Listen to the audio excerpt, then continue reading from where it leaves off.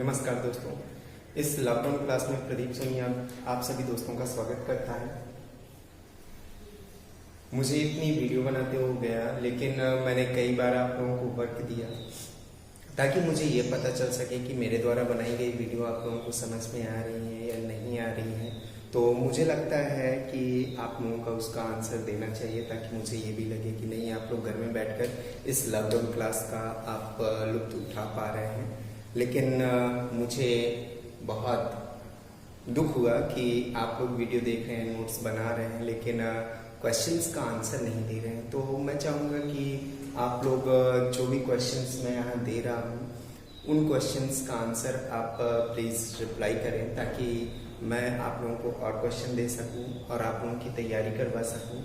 क्योंकि ये जितने भी टॉपिक आप लोगों के चल रहे हैं सारे के सारे टॉपिक आप लोगों के लेसन से रिलेटेड हैं। अगर आप लोगों को ये थ्योरी नहीं आएगी तो ये समझ लीजिए फिजिक्स के हाई स्कूल के जो न्यूमेरिकल्स हैं लगाने में आप लोगों को बहुत समस्या आएगी। ये सारी की सारी थ्योरी आप लोगों को न्यूमेरिकल्स लगाने में बहुत मदद करेंगी।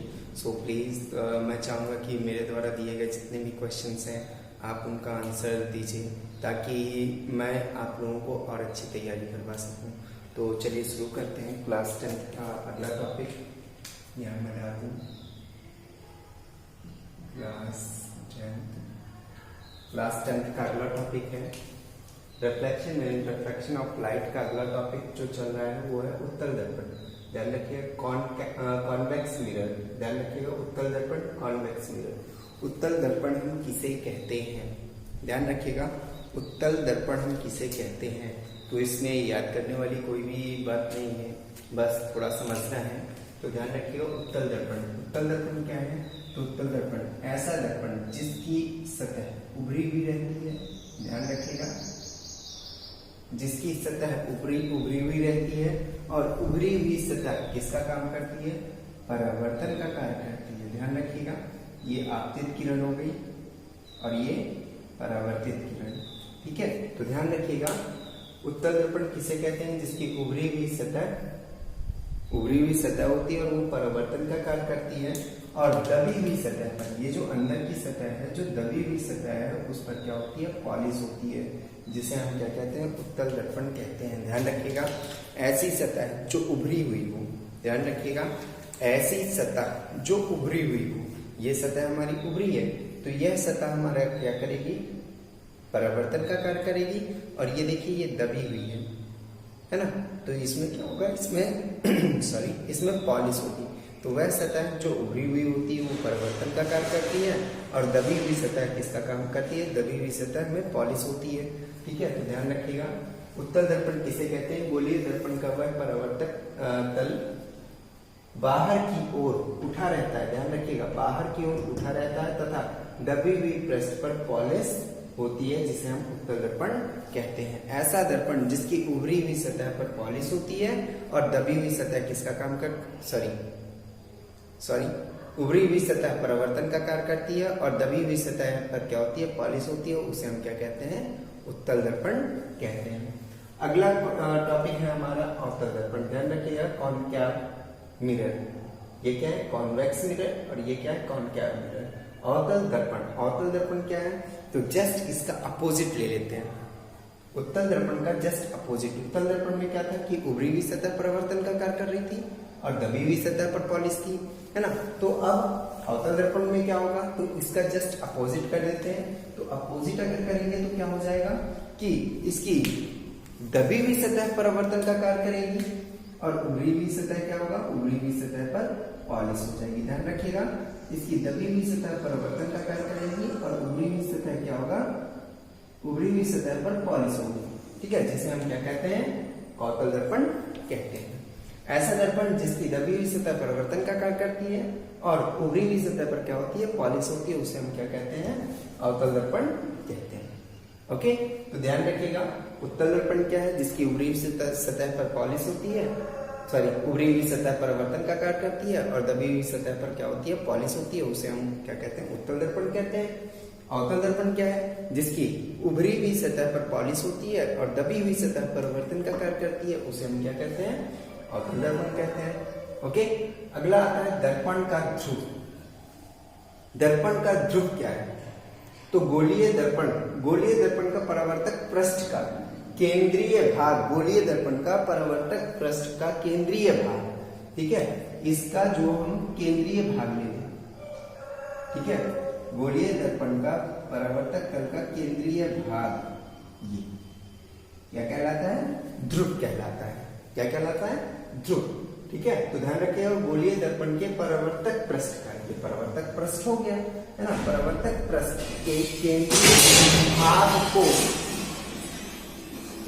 भाग को दर्पण का ध्रुव कहते हैं। ध्यान रखिएगा गोलीय दर्पण के परावर्तक पृष्ठ के केंद्रीय भाग को, इसका क्या हो जाएगा? केंद्रीय भाग हमारा क्या कहलाएगा? दर्पण का ध्रुव कहलाता है, जिसको हम किससे प्रदर्शित करते हैं?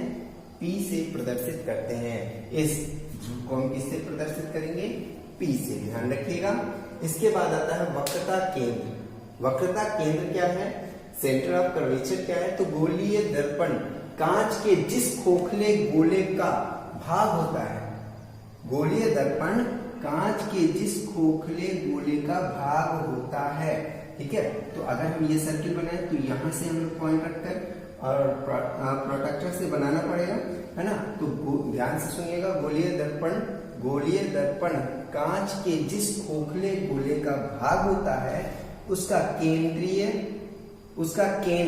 ये जो केंद्र है, सेंटर है, उसका केंद्र दर्पण का वक्रता केंद्र कहलाता है। अगर अब इस आधे कांच को हम हटा दें, ठीक है, तो ये हमारा क्या बन जाएगा?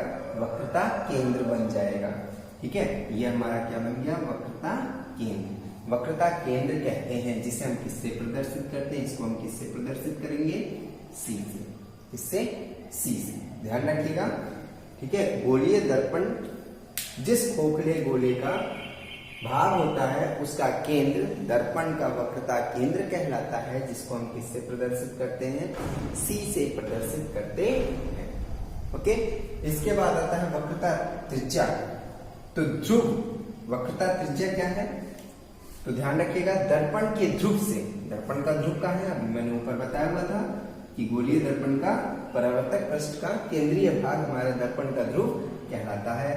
तो दर्पण के ध्रुव से वक्रता केंद्र तक की दूरी, दर्पण के ध्रुव से वक्रता केंद्र तक की दूरी, ये हमारा दर्पण हो गया और ये उसका ध्रुव हो गया, जिसे हम किससे प्रदर्शित करते हैं? P से, ठीक है। तो दर्पण के ध्रुव और वक्रता केंद्र हम मान लेते हैं, वक्रता केंद्र हमारा C यहाँ है, ठीक है। तो दर्पण के ध्रुव और वक्रता केंद्र तक की दूरी को, यहां से यहां तक की दूरी को, ठीक है, दूरी को वक्रता त्रिज्या कहते हैं और इसको हम किससे प्रदर्शित करते हैं?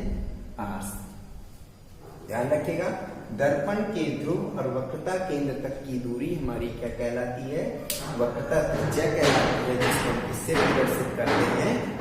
कैपिटल R से प्रदर्शित करते हैं। नेक्स्ट है, चलिए अब चलते हैं हम अगले टॉपिक पर। चलिए हमारा अगला टॉपिक है मुख्य अक्ष। ध्यान रखिएगा प्रिंसिपल एक्सिस किसे कहते हैं? मुख्य अक्ष क्या है?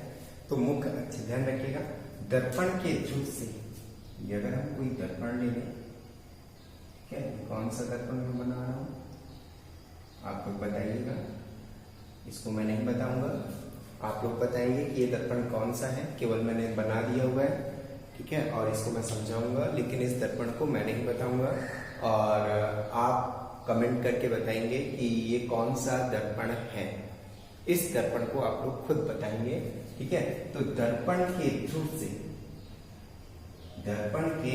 ध्रुव से वक्रता केंद्र, ये हमारा क्या हो गया? वक्रता केंद्र, ठीक है। तो दर्पण के ध्रुव से वक्रता केंद्र को मिलाने वाली रेखा, ध्यान रखिएगा दर्पण के ध्रुव से वक्रता केंद्र को मिलाने वाली रेखा मुख्य अक्ष कहलाती है। ध्यान रखिएगा दर्पण के ध्रुव से वक्रता केंद्र को मिलाने वाली रेखा मुख्य अक्ष कहलाती है। इस चीज को ध्यान रखिएगा और ये जरूर बताइएगा कि ये मैंने दर्पण कौन सा बनाया हुआ है। इसका आप आंसर कमेंट करके आप जरूर बताइएगा कि ये दर्पण कौन सा है, ठीक है। इसके बाद आता है मुख्य फोकस किसे कहते हैं, ठीक ठीक है, मुख्य फोकस क्या है? तो ध्यान रखिएगा, मुख्य फोकस किसे कहते हैं? तो दर्पण के मुख्य अक्ष के समांतर। चलिए इसमें इसको भी बताइएगा, ये कौन सा है?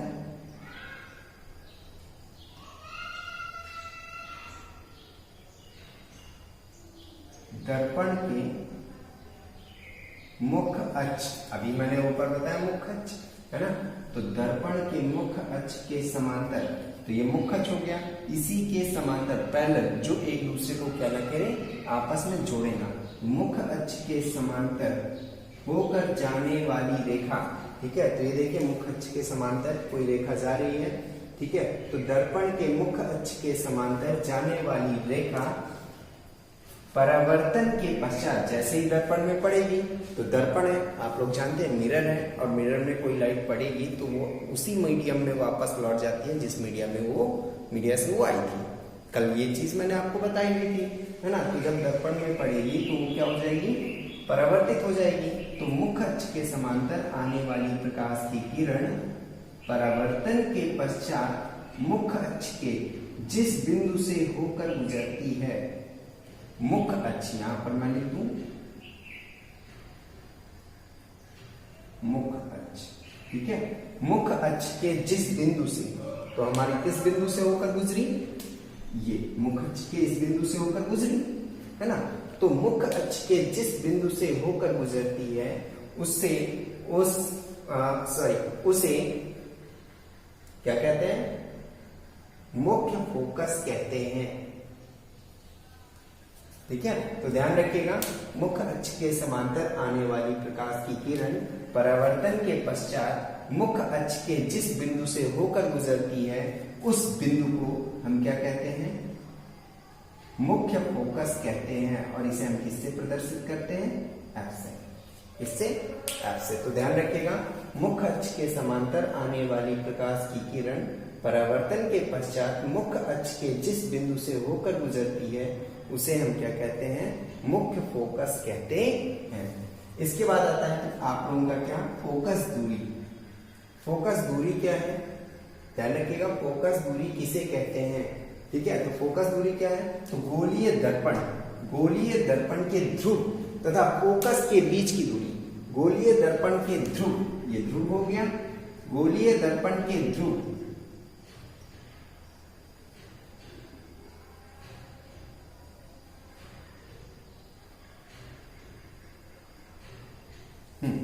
तो देखिए इसमें ये गोलीय दर्पण हो गया, गोलीय दर्पण के ध्रुव और फोकस के बीच की दूरी फोकस दूरी कहलाती है या फोकल लेंथ कहते हैं। ठीक है, तो दर्पण के ध्रुव और फोकस के बीच की दूरी फोकस दूरी कहलाती है। बात समझ में आ गई कि फोकस दूरी किसे कहते हैं। इसके बाद देखिए आगे क्या कर रहा है कि गोलीय दर्पण की फोकस दूरी, ये जो हमारी फोकस दूरी है वक्रता त्रिज्या की क्या होती है, आधी होती है। ठीक है, ये हमारा यहाँ पर वक्रता त्रिज्या है, तो आप देख सकते हैं कि ये वक्रता त्रिज्या है, ये हमारी फोकस दूरी है। ठीक है, तो ये इसकी क्या है, आधी है। तो इसका हम सूत्र कैसे निकालेंगे, तो ध्यान रखिएगा, गोलीय दर्पण की जो फोकस दूरी होती है वो वक्रता त्रिज्या की क्या होती है, आधी होती है। तो फोकस दूरी को हम किससे प्रदर्शित करते हैं, एफ से। करते हैं कि नहीं करते, करते हैं ना। तो फोकस दूरी हमें निकालना है ना, तो ध्यान रखिएगा कि गोलीय दर्पण की फोकस दूरी वक्रता त्रिज्या की क्या होती है, क्या होती है, आधी होती है। तो इसमें हम क्या करेंगे, एफ बराबर, अब देखिए आधी क्या रहा है ना, तो आधी ये हो गई और आधी ये हो गई, ये हमारा हो गया सी, तो 1 और 1 2 हो गया, तो फोकस दूरी r/2। देखिए इसमें गोलीय दर्पण की हमें फोकस दूरी निकालना है ना, तो एफ बराबर क्या कह रहा है कि गोलीय दर्पण की फोकस दूरी दर्पण की वक्रता त्रिज्या के आधी होती है। तो फोकस दूरी हमें चाहिए, ठीक है, किसकी आधी होती है, वक्रता त्रिज्या। वक्रता त्रिज्या को हम किससे प्रदर्शित करते हैं, इससे पहले मैंने आप लोगों को बताया हुआ था, आर से प्रदर्शित करते हैं। फोकस दूरी की क्या होती है, आधी होती है। आधी का मतलब क्या होता है, आधी का मतलब 1/2, होता है, तो फोकस दूरी की क्या होती है, आधी होती है। तो ये हमारा बन गया क्या, एक फार्मूला किसका, फोकस दूरी को निकालने का। ठीक है, तो ध्यान रखिएगा। अब अगर जैसे क्वेश्चन आता है कि किसी चीज की वक्रता त्रिज्या, ठीक है, किसी फोकस दूरी किसी दर्पण की वक्रता त्रिज्या कितनी है, 30 सेंटीमीटर है। किसी दर्पण की वक्रता त्रिज्या कितनी है, 30 सेंटीमीटर है, और इसकी हमें क्या निकालना है, फोकस दूरी निकालनी है। क्या निकालनी है, इसकी हमें फोकस दूरी निकालनी है। वो कहता है कि किसी दर्पण की वक्रता त्रिज्या, किसी दर्पण की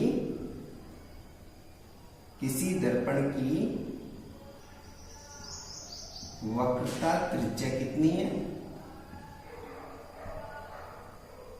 वक्रता त्रिज्या कितनी है, 30 सेंटीमीटर।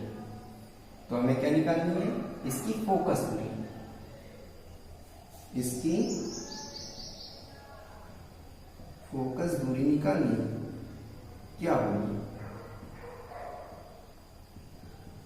ठीक है। अब देखिए इसमें वक्रता त्रिज्या आपको दी है, वक्रता त्रिज्या कितनी दी है, 30 सेंटीमीटर दिया हुआ है। अब हमें निकालना क्या है, एफ हमें निकालना है। आर बराबर दी है 30 सेंटीमीटर, एफ हमें निकालना है, तो इसका सूत्र हम क्या रख देंगे, एफ बराबर आर बाई 2।